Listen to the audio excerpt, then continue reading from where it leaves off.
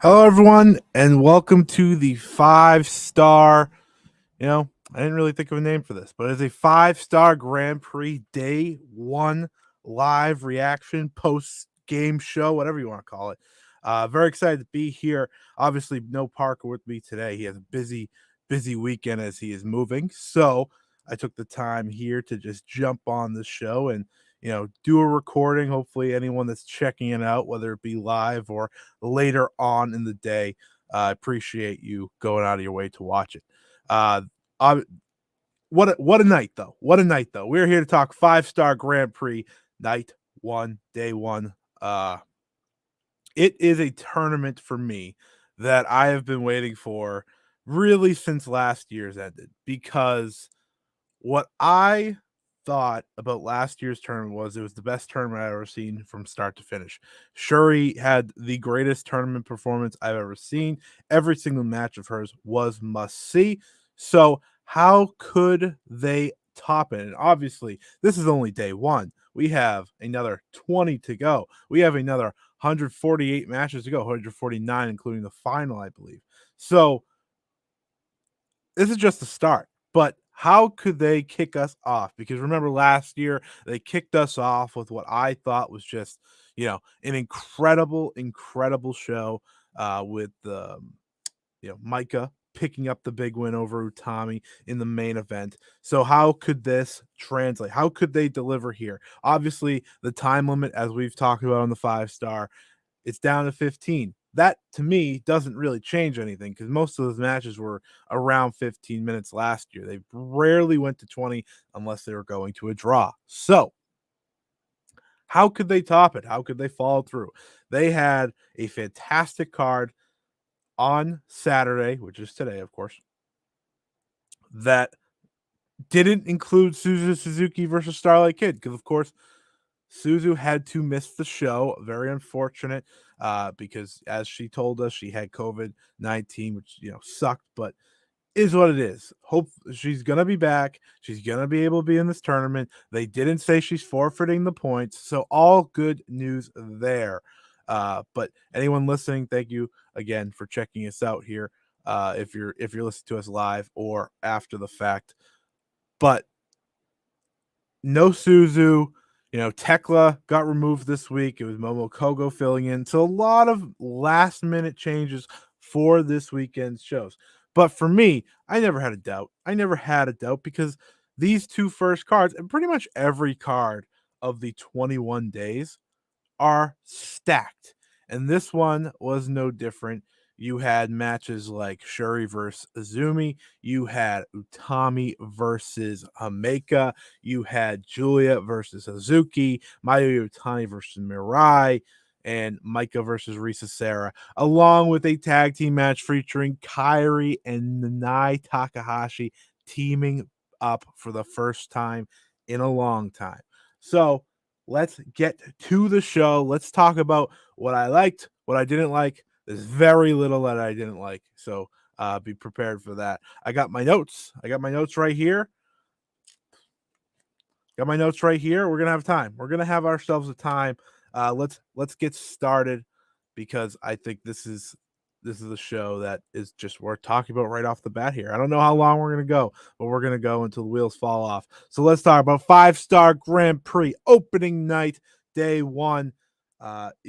We start off with a pre-show tag team match, pretty much to get everyone on the card that wasn't on the card for a tournament match or, of course, a special tag. And right off the bat, for me, instantly just one of the better pre-show matches they've done. And that's not really a shot at anyone. It's just this one got time. It had top tier talent. We got to see Tam Nakano and Natsupoi go in there and really, for me, showcase their tag team ability more than any match before. And that's saying something, seeing they've had a match against, I think it was Mayu and Koguma in a main event on a house show. But there's a difference between being an Oda Ward and really going all out and being in house show number 75 over here. I don't remember where they were at the time, maybe Sapporo. Either way. So that's really how I looked at this match. How could Tam, how could Natsupoi, come together and really show, and they pinned 3 different teams, which, obviously is a big deal. They beat Stars as Koguma and Hanan, Saki Kashima and Momo Watanabe of Oedo Tai, and then Starlight Kid and Fukigen Death of Oedo Tai. So, again, big win for them. We know that they're going on into the future of likely having a tag title match against FWC, which should be tremendous. But again, this was a really solid tag. I'm not gonna say you need to go out of your way to see it, but if you want to see Natsupoi and Tam really work together and kind of show some grittiness to them, and they had to fight for this one, obviously, and they showcased why they could be a really good tag team moving forward with Tag League coming up, as well as a potential tag title match. So there's that worth checking out alone. And again, anyone listening, thank you. If you want to jump in the comments, feel free. I'm going back and forth here. If you want to just give me your thoughts on the show as well, if you're listening, please do. Because I, again, thought it was a great show. If you're listening, you haven't got to see the show yet. I hope my hype for it helps you out as well. So let's continue on here. Let's get to tournament action. The opening tournament match comes in the Red Stars block. Momo Kogo versus Mai Sakurai. Listen, week ago, Momo Kogo was not even in this tournament. And I guess it's worth mentioning the opening ceremonies that they had. Very, very classy, very good. Not as good as last year's, which I think is like one of the best opening ceremonies I've ever seen for wrestling anything, but still a really good ceremony. All every faction comes out together and they go into their respective blocks on each side. Um, that was very cool. But Momokogo, Mai Sakurai. It wasn't a match necessarily that you would go into and say, "Oh, this is going to be one of those matches I remember in the tournament." But for 2 stars debuting and going out there and opening a tournament that is so highly anticipated and doing what they did, I thought it was impressive, right? Like I'm impressed by them and what they did to just go out there, because again, it's kind of it can be bad for them in those situations because it's asking a lot. Because maybe sometimes you want to open a tournament with, say, a Starlight Kid versus Suzuki, had that been on the card, just to really knock it out of the park. But they went through the understood way of let's start with the lower matches and build to the top, and I think that worked out. Moa Kogo came out with fire. She came out with the aggression that you were hoping for, that she showcased a little bit as of late. Mai Sakurai went right back at her. I think Mai Sakurai, again, these two have been the most improved wrestlers of the year for Stardom. And having them go one-on-one in their biggest tournament on night one live in Oda Ward, it's just great. It's great. And I thought this was a good showcase of that. Of course, Mai Sakurai picked up 2 points, which was expected. I thought that was pretty.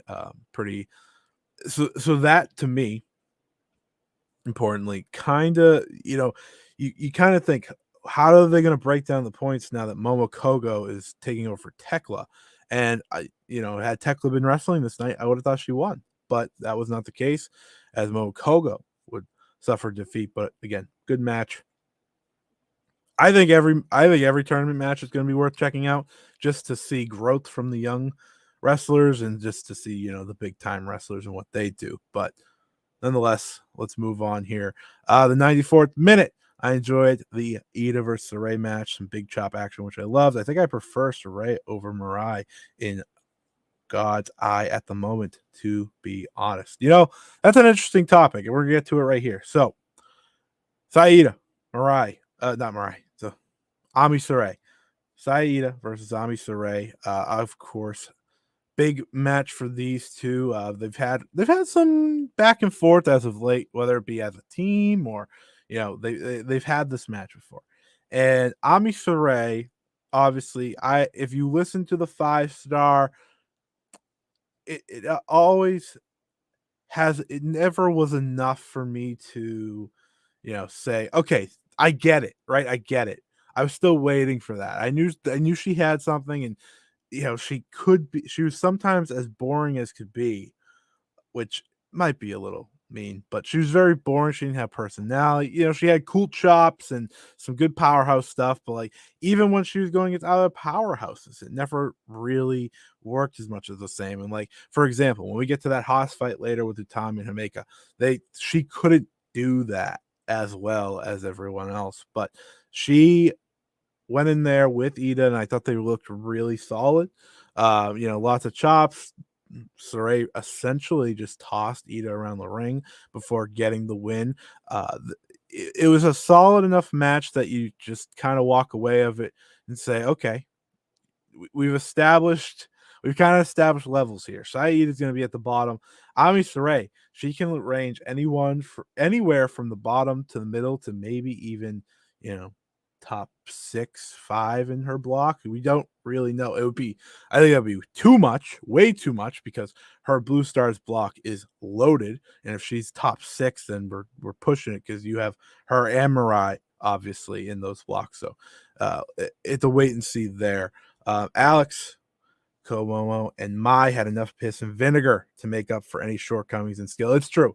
It's true. That's kind of what I was hinting on. It's the fact that they just went out there and got to it really benefits them, because sometimes, and that happened a few times on the show with multiple matches, but sometimes when you have to, and it's good that they let off because they weren't going to be able to follow anything necessarily, but when you go out there and you're two of the lower wrestlers on the card, the best thing you can do is just go and just hit each other as hard as you can and keep it as fast and compact as possible to really make it as good as possible, because these two shouldn't be going 15 minutes. And I know like Momokogo versus Lady C went 15 minutes a while back, which is kind of funny to think about now that Momokogo's in the tournament, but nonetheless.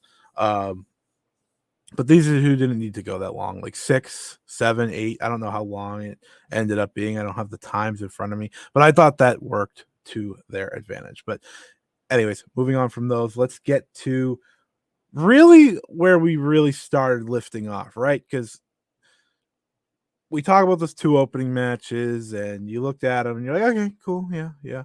Chops from Ida was great, and blah, blah, blah. But let's get to the matches that I was really waiting for. Hello. Thank you for listening. Um, Unagi Sayaka versus Saki. This is a match that really intrigued me when they were announced for the same block, because obviously you got 2 of them. They're in the same faction. They've teased multiple times that there's a little, they don't really like each other, but you know, let's see what we do. Let's see what we do, right? And when you're watching Saki, or at least for me, when you're watching Saki wrestle, she can be hit or miss to me. And me and Parker have talked about this. She is someone that he really likes. I like her in certain situations, and I have said that like her best situations are um when she's trading off big boots and going back and forth, and again, kind of showing that, as Alex said, that piss and vinegar of just trading back and forth. Like to me, that always works better, and it showed here. It showed here. Like she helped bring out that best version of Unagi Sayaka that I think only like very few people do. Say, for example, um Hazuki. I think Hazuki's literally Unagi's best matchup, because that's kind of what they do. They just kind of kick each other in the head back and forth, which we all love, and that works into their favor. And pretty much this entire match ended up being that, was them kicking each other in the face with big boots back and forth for 8 minutes. That's what it was. There were some different moves in there. Saki won with her like twisting brainbuster, but overall, that's what the match was. And to me, I really enjoyed it. It was, again, so after this match, really, I think we went from like, okay, you got these couple opening ones. This was the best one of the three, in my opinion, because they just hit each other as hard as they possibly could with their foot, which, who's going to complain about that? But after this, it's when we just went from like here to here. We went to that 5-star Grand Prix level that people are, were anticipating and so excited for. But Saki gets the win here, a big win for her, obviously, right off the bat. And to me, it's just a good sign of where things are going. Unagi, she's fallen down the cards, and I think everyone can see that, especially after her really big time push in 2021. But she can go in there and she can do good things with the right opponent. And I think Saki turned out to be one of those right opponents. I really, really had fun with this match. Uh, JPQ, my guy. Cheers, Scott. Haven't watched yet. Figured I'd pop it. Thank you. Thank you. I appreciate it. I appreciate it. Having some fun here. I didn't expect many people to join at 12 p.m. Eastern, especially if those people stayed up to watch the show. And they're not from a European or somewhere else that isn't the US. But I'm happy that everyone is checking it out that is right now. And I hope that, again, you're checking out after the facts because I appreciate that as well. But let's get to what I thought was the match that really kicked us into that gear. Risa Sarah defeating Micah, gaining her first 2 points of the tournament. The thing with this match, and it's a match that I actually was looking forward to once I realized it was happening. You kind of lose it after a while because there's so many matches. But Risa Sarah, I've sang her praises a lot because she is someone that can really just go all in on the physical, on the dominant side. She can bring it to her opponents. She can really show them what what kind of match a fifth. She proved it because she did it against Shuri, right? She had that fantastic championship match, one of my favorites of the year, and that was like 15 minutes and change, right? And how could she bring that to a tournament now where she's facing someone like a Micah who, this isn't a this isn't a bad thing about her, but she's very accustomed to those big, long, epic style championship matches, right? They go forever. They go a long time. They go towards that 30-minute mark at least. They hit over 20. So how could Risa Sarah bring it out of Micah to really not make that a worry? And Micah showed it last year in the 20-minute matches, but still, those 5 minutes do matter a lot to her style. So how could they do it here? I thought they did a really good job at, you know, putting a focus on both of them because when you the best way to accomplish a match where both get over is you go in there and you just have a physical war. And listen, we had some other wars on this show that were better, but this match I thought again really really woke up the show to a whole new level. uh Micah and Risa Sarah were hitting forearms that were so loud that you could hear them, you could hear them through the mic. Like every time Micah hit Risa Sarah, I just said, "Oh my god," because Risa Sarah sold it so great, and it probably wasn't selling, it's probably the truth of just feeling that pain, right? Like she got slammed with some of them, and she turned that into, okay, well, I'm gonna get more aggressive now. And that's really how they went back and forth. And obviously, Micah, she's really added to her move set to fit a match like this, right? Where she doesn't have to build up to too much. And I think that's important.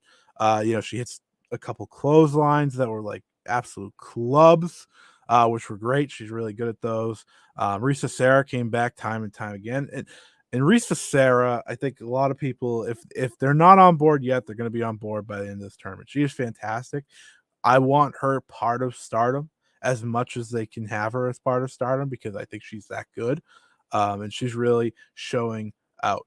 But here's the thing: this match the result was correct. I saw some people really upset. I saw some people upset or shocked that Micah lost. But listen, this is the type of match you got to do. You got to have prominence go in. You have to have them dominate because we're establishing both of them. We're establishing Suzuki. Obviously, everyone talks about Suzu and how big of a deal she is, and she is. Don't get me wrong, but Risa Sarah deserves the same respect, and it's showcased here, right? Like she had a great match. This was really, really good. Like maybe it doesn't make your notebook or your match guide or whatever so be, but it's like it's on the edge. If anything, if it doesn't miss it, if it just misses it, it's by this much, right? It was the best usage of that 15 minutes to this point. Really good match. Really enjoyed it. Risa Sarah established herself on day one to really, set her up for a potential favorite in the Red Stars block now, I think at least. And she'll fight Saki on day two. But let's move on here because we had the potential upset as Shuri faced Zumi. And this is a big match because there is plenty of history to go off of here, right? Everyone knows the history here. And I tweeted out right before the match started, do we get the upset? And Trent, of course, said, well, would the upset be would the upset be Shuri winning or Azumi winning? And I said exactly, because you can really take it either way you want, because Azumi obviously 2-0 in tournament matches. And I had a good confidence that Shuri was winning this time because she is the World of Stardom champion. And no offense to Azumi, I don't see her getting a title match anytime soon. So that's really what it came down to. Alex, Reese definitely made Micah earn everything. Again, I totally agree. I have no problem going back. I totally agree because one, and you and me have these conversations. I think Micah can be hit or miss sometimes with certain opponents, and just the way her matches flow. But I think Risa Sarah kind of leading the match as she should. She's the veteran here. She's the world champion. Thank you, Parker. Don't tune in. I will stop talking for 2 seconds so you can I appreciate it. But right, Risa Sarah is the former Ice Cross Infinity champion. She's the deathmatch wrestler. And that's the funniest thing to me. It's like we call her the deathmatch wrestler, right? But she's so much more than that. And it proves time and time again. But when we see Risa Sarah go out there and have the type of matches she wants, you're like, oh, well, it makes people realize she's much more than that. And she, like you said, made Micah earn it. Micah had no problem going right back at her. And I'm sure like Risa Sarah is kind of like a figure that kind of she scares me a little, like, because she has a certain aura about her. But Micah had no problem going right back at her. And I think that's why I enjoyed the match so much. But back to Shuri versus Zumi. This to me, it was never really in doubt of Azumi winning because, again, like I said, the world title, the World of Stardom Championship, right? It's not Azumi's not getting that title match. I'm sorry, it's just not happening. And that's usually what happens when you beat the champion. And Shuri's not going to lose a lot. There are other people she can lose to in this tournament, no questions asked.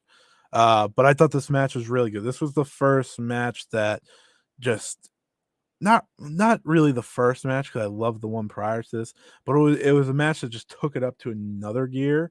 Like if I look at my ratings or whatever, this it this might be number 2. Like now that I've sat here and thought about it, like this was really good. And obviously, like Shuri's fantastic. Shuri's probably the best in the world or if it's not her, it's Saya Kamatani or so on.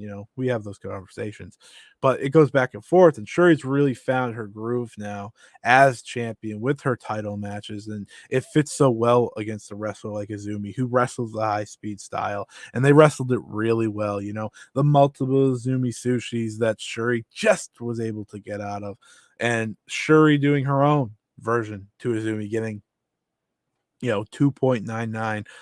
That was great. Azumi hitting the diving foot stomp to the outside of the ring. That was crazy. That was crazy. She doesn't care about her ankles, so we appreciate her effort. But again, those are like the little things that I really loved from this match. Shuri kicked Azumi's soul out of her body like 4 different times, which is crazy. But just such a good match. Such a good match. Shuri gets the win with the stretch muffler. That's really become her staple, right? That's become her main move to win these matches.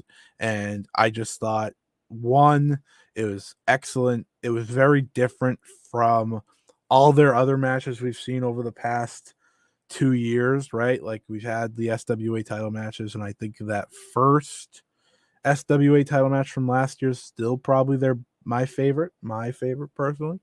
Um, but this was really unique. It was fast. It was just great. It was great.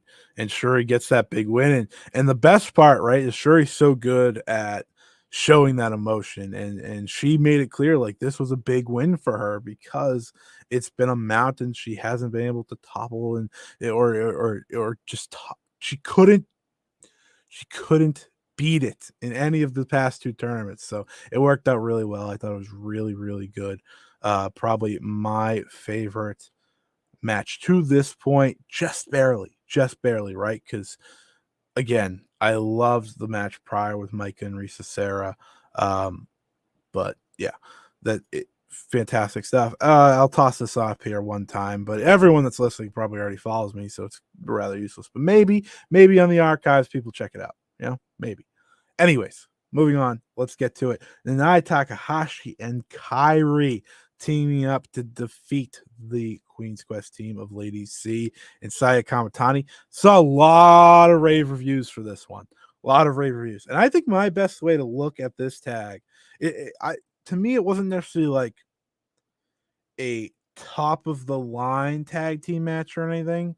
And there's reasons for that.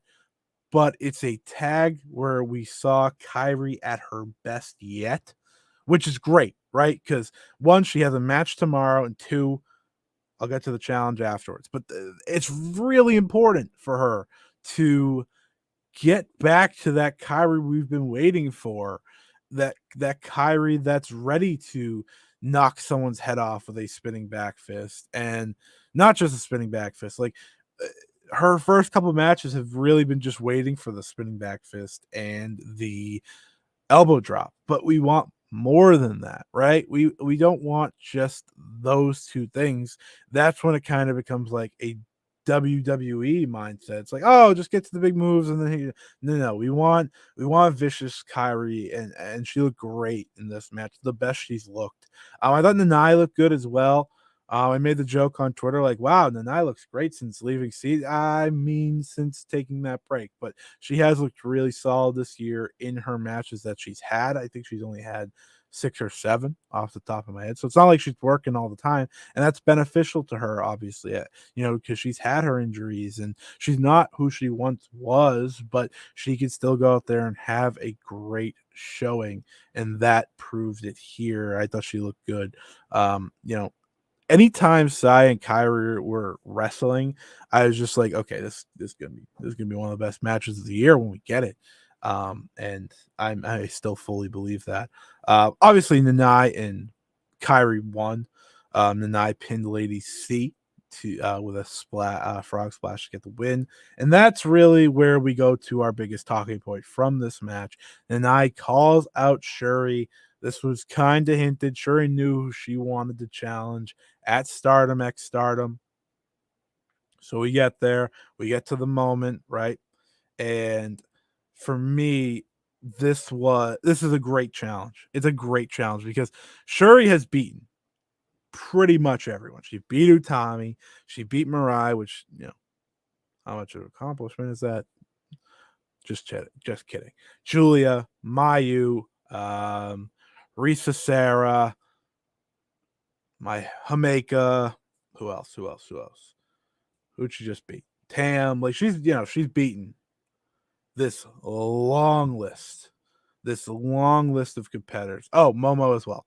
And she's done so much, and she's figure out a new way to do her title matches that it's almost like we are on like a brand new reign for Shuri in a lot of ways, because she's put together just great match after great match. I think every single tournament, or not tournament, every title match she's had has been really good at least.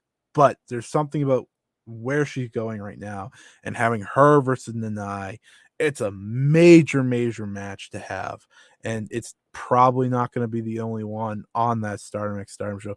That is a major match. Alex, I totally agree. Nanai has she's been great. She's been really good in the matches she's had. She's picking her spots, which is great, because again, like like we've talked about, it's asking a lot of her because she's had those injuries, and she just wasn't the same, right? Like she'd have those vicious matches with someone like Arisa Nakajima or something, but her wrestling at least 2-3 times a month wasn't helping, especially when she just wasn't fully rehabbed. She feels refreshed. She just looks a lot better in the ring, and it's paying off. And again, Kyrie in this match, especially since coming back, she felt like a big deal and beat up Saya. Yeah, the thing with, and after that, after the Nanai Shuri stuff, that's when we got the Kyrie challenge. The Kyrie challenge, I think we've all been waiting for. Like, let's just get to it already. But they look so good against one another, and Kyrie had that side to her that she kind of teased when talking to Miyu Amasaki, but she really had it, with Saya. Because Saya, after the challenge, she starts crying, and Kyrie's just like, "Don't cry, like stop." And she fakes slapping her in the face, and it's like, okay, so now what needs to happen is Saya needs to get a backbone. She needs to, go out there, and when she's fighting Kyrie, she's got to bring it to her. She's got to hit her just as hard, because if this Kyrie that we got in this match is showing up for that title match, Saya, someone that many people call the best in the world right now, if not the wrestler of the year at least, Saya's gonna get eaten alive, right? Like she's gonna get eaten alive. She has the great moves and whatnot, but you gotta bring that vicious side out. You gotta do it. And I think that's what I'm hoping for, and that's what I expect. Kyrie versus Saya. If Kyrie's at her best and Saya is Saya Kamatani that we've seen all year, it has all the makings to be the match of the year. It does. It really, really does. I'm confident when saying that. It has every possibility to make it to that point. And I believe in them both. I can't wait. We now have those two matches. We got Shuri versus Nanai and Saya versus Kyrie set up. Those are almost as big of matches as you can get right now, right? Like it's hard to get much bigger than those for what will potentially be a single pay-per-view, right? Add that tag title match that we've talked about between FWC and Tam and Natsupoi. That has show of the year potential right smack in the middle of the 5-star Grand Prix. So hell yeah. But let's get to the matches really that closed out the show here.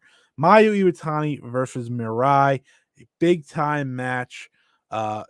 This weekend, me and Parker, we referenced it as kind of do or die, right? Kind of do or die for Mirai. And not that like if she missed or something, she would be done. Her push isn't ending anytime soon, but it's put up or shut up time. You got to go out there and you got to have some of the best matches of your career against two of the absolute best, right? Mayu is Mayu. She's going to go all out no matter what, as we saw here. Kind of a little psychotic, but it's Mayu, so we love that from her. And you're gonna go against Julia, who we saw in the main event. She is on that other level already. She is on that championship winning level already, in my opinion. So, Mirai, you gotta show up here. You gotta be, if you're not the best you've ever been, you gotta be as close to it as possible. Mayu Itani, God bless her.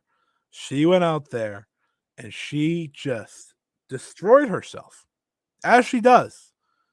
She lost, of course, because she doesn't win her opening night, but she was Mirai's biggest win to date. Mirai pinned Mayu Iwatani in the middle of the ring. Heartbreaking for me as someone that, never wants Mayu to lose, but it's expected. This is death taxes, and Mayu loses her first match of the Grand Prix. But the match itself, I mean, it started off slow. Mayu was in control, and then Mirai started to come back and back and forth. But obviously, the spot of the match was Mayu just taking a tumble down to the floor as she did a tope, and Mirai just moved, and there was no one to catch Mayu. Zero. You know how like a bunch of people go around for those crossbodies? No, no, no, no. It was Mayu and the floor. That was it. That was it. And that's why her efforts are so appreciated, because there's only one Mayu Itani. And listen, she's going to have better matches in this tournament than this one. But she went out there, she tried to put on the best show she could. I thought Mirai came back with a lot, like Mirai's clotheslines to the back of the head were it was probably one of her best additions to her move set. And obviously she does a clothesline all the time, but the way Mayu's selling it looks like, just kind of looks like death. It looks like an absolute club to the back of the head. She did that a few times. I thought that looked good. And then she hits the Mirai for the win. It, it wasn't, well, it certainly wasn't up to the Mayu levels of last year where she had the back-to-back with Momo and Julia, but that's asking for a lot, to be fair. Mirai's not them. She's not them. Or in the words of Parker, Mirai is not her, to quote him. But I thought it was good. Mirai had a good effort. Of course, biggest win. Everyone was a little bit shocked when she just won there straight up, but it was expected. I don't think it really shocked any of us. But Mayu did all she could to really, really help elevate Mirai to a certain level, which is why, Mayu's the best. So, again, Mayu is going to have a great match with Die Trying. Yeah, that's like you say that, and it's terrifying how true it is, because it's the absolute truth. She is going to go out there. She's going to put her own body on the line, and if the other person can live up to it, good. But if not, then poor Mayu's just going through it, and she went through it. We appreciate her efforts, and it was good to see a big match, Mayu match, for the first time in a long time, because every pay-per-view she's had has been pretty much nothing. So this was great to see, except for the steel cage match, but even that, she didn't do that much. So good to see. Red Stars block Himeka versus Utami Hayashida. This was one of the more anticipated matches, not only the first day, but the tournament. Obviously, you have the two powerhouses of Stardom, the main two, as I'd say. And this is a 5-star Grand Prix Finals rematch from 2020, and obviously they're so much better. Both of them are, since they're so much better now than they were then. And this is a match that I literally went back on my Twitter to see when was I asking for this singles match, dating back to April 2021. That's when I was hoping for an Utami Himeka match, and we never got it. We never got it for the title, at least, but we got it here. We got this one here, and I thought it lived up to what I hoped. Right? It didn't necessarily get to the point of like, wow, this is like a match of the tournament type match, but it was still really good. You have them going back and forth and exchanging clotheslines and exchanging shoulder blocks and just hitting each other as hard as they possibly could. as many times as they could. Like it's that type of stuff that's appreciated, right? Because again, again, you're watching this tournament unfold, and you have your serious contenders and you have your pretenders, and then you have the people that just aren't, they don't exist. And Utami's obviously a serious contender, but Hameka can be. You know, she's been in the finals before, and her getting this win, this major big time win, it goes a long way. I thought Utami, of course, had the long hair back. That's worth noting, of course, because she's back in that 5-star world champion phase. She, you know, her entrance was great. She was back. But not back to the point where she was winning, of course. Hameka looked really solid, really good, better than not ever. I think she's had better matches, but she had the confidence that you really wanted to see out of her in a match with Utami, and it was really well executed. Uh, it took them a couple minutes, just a couple, to get from where I was hoping to where I expected. But once they got there and they were just running into each other as hard as possible, just, you know, great sequences the rest of the way. And again, these two are the two powerhouses of Stardom. I still want that traditional title match someday, but this will do for now. This is just the beginning of what should be those two going back and forth for years to come, hopefully. And I say beginning, we've seen it before, but now that they're both reached like elite level of talent, give it to me. Give me the match like once a year. That's all I ask. Give me the match once a year at least. But let's get to the main event. The main event of the evening was the match that I was most excited for. I said on Twitter, I'm already sorry if Hazuki and Julia main event this show. And you know why? I was sorry because I was just going to celebrate it. This was one of the, like, if you were to make a list of matches I was most looking forward to, this was probably top 5. And it's because they've displayed a feud that has the hatred, has the anger, it has the violence. We've seen it, right? We've seen it in tags where they're not even the focus of the match, and they are wrestling around the arena, beating the snot out of each other. And they had one of those matches that I was looking for. And when I say those matches, I mean a match of the tournament type match. They went out there, they beat the crap out of each other. They went around the arena, like they pretty much did everything they've been teasing in their prior tags to get to this point, right? The history is there. Hazuki said, "Yeah, I have to lose in like one of my last matches. I have to go lose to Julia." You know, very, very like before she retired, and very serious. And she did lose to Julia, um, but using that and using just the hatred and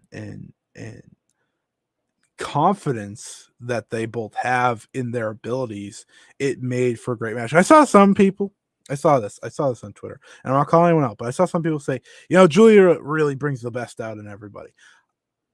That's true. Julia does bring out the best in people, but Hazuki does that all the time.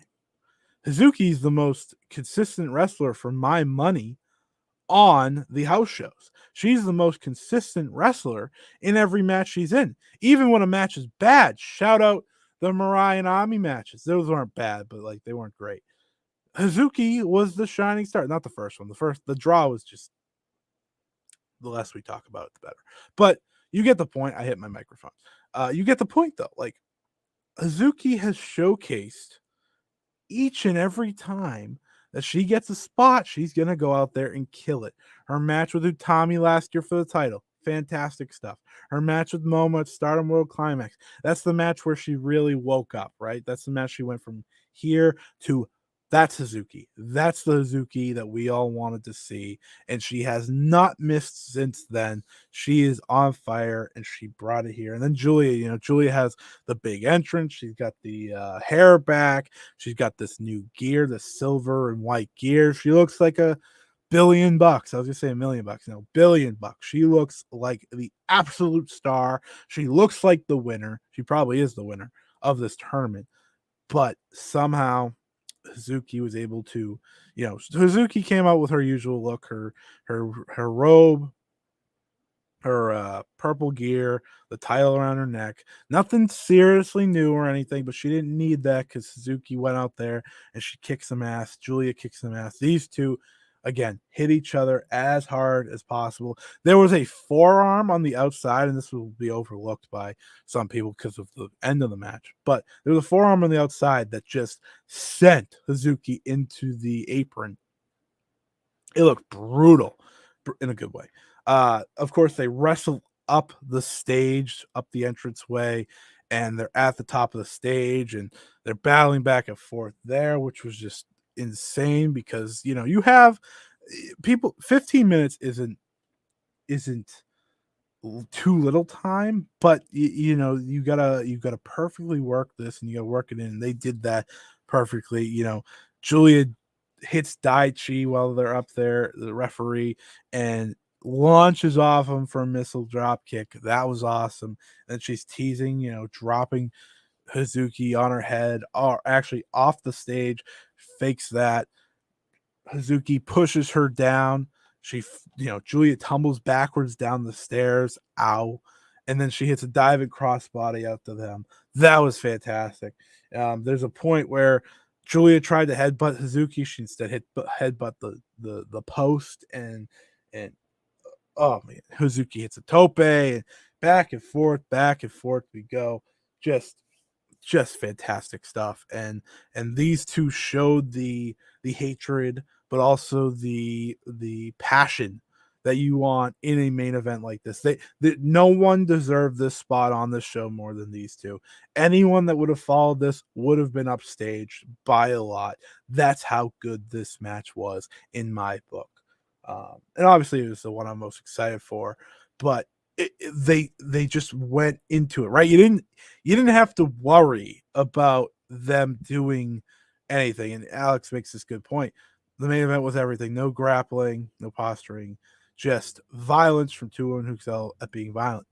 Absolutely, absolutely. You didn't get Julia grappling. The only thing you got that was a little more normal was a submission. Right, Julia was doing her.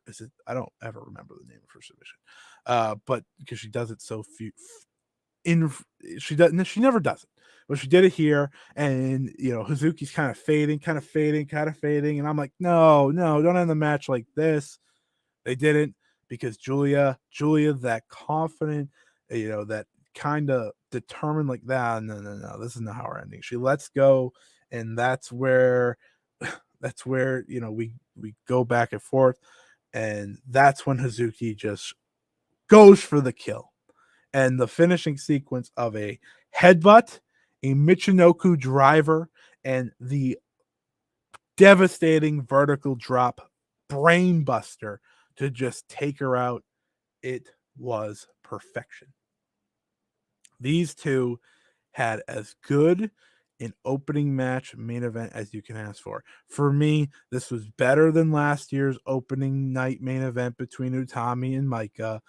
The only match from last year that probably topped it on the opening weekend might be the Mayu Momo match, and that's obviously there's some selfish reasons for that, because that is my favorite combo. But that might be the only match. Like, Mayu and Julia was also phenomenal last year. That's up there with this one. But this was just it was terrific. Hell of a way to open the tournament. Hazuki gets the main event win. She gets to close the show in her first tournament back. It couldn't have been more perfect. The only way this show could have been better is if we also got the Suzu versus Starlight Kid match. Literally, I couldn't ask for anything more. I couldn't ask for anything more. It was a hell of a first show, one of the best Stardom shows of the year, one of the best Stardom shows, period. Right? It's exactly what we watched the 5-star Grand Prix for. It's exactly why we get excited for the 5-star Grand Prix. This main event, this show as a whole, just fantastic. Hazuki and Julia, bravo to them for just, again, these two have a world title classic in them in the future. That's going to happen, right? Whenever Julia becomes World of Stardom champion, this is one of the first matches that needs to happen because they're going to have a phenomenal all-out war. There doesn't need to be grappling in that one. Again, they need to always channel this energy because it's the best energy. This was fantastic. This was everything you wanted from these two, and the perfect way again to end the show. So that is kind of the whole wrap up for what I thought was a tremendous opening day for the 5-star. You had great match after great match. You had fantastic main event. You had Kyrie being back. Truly, you couldn't ask for much more. We look at the 5-star Grand Prix tomorrow. So we have another opening gauntlet tag. And we have Kyrie and Natsupoi teaming up against Mayu Itani and Saya Aeda. So nice knowing you, Aeda. She's going to get destroyed. But the prospect of Mayu and Kyrie doing anything against one another for the first time in years, that's enough for me to be excited, right? And then there are tournament matches in the Blue Stars block. We have Ami Suray. Nope, we don't. We don't have Ami Suray versus Suzuki. Sorry. We have Mina Shirakawa versus Momo Watanabe. They both opened their tournaments with that match. Saya Kamatani versus Starlight Kid. They also opened their tournaments with that match. And then Julia versus Mirai to top off the Blue Stars block. And on the other side, Risa Sarah versus Saki. Koguma versus Momo Kogo. Tam Nakano versus Hameka. And the rematch. The match. Shuri versus Utami Hayashishida. Which is just happening. I don't think enough people were talking about that. It's as good of a way to follow up the great night one as you can get, right? And there's better cards. There's better cards the rest of the day. Not just talking about the finals, but there are better cards the rest of the way. We are locked in here. The 5-star Grand Prix is underway. It is one of the best tournaments you can ask for in present day wrestling. It's better than the G1. It's better than N1 Victory, right? It's better than all of them. This is the Grand Prix. This is the tournament of the year. I am so excited. This is only day one.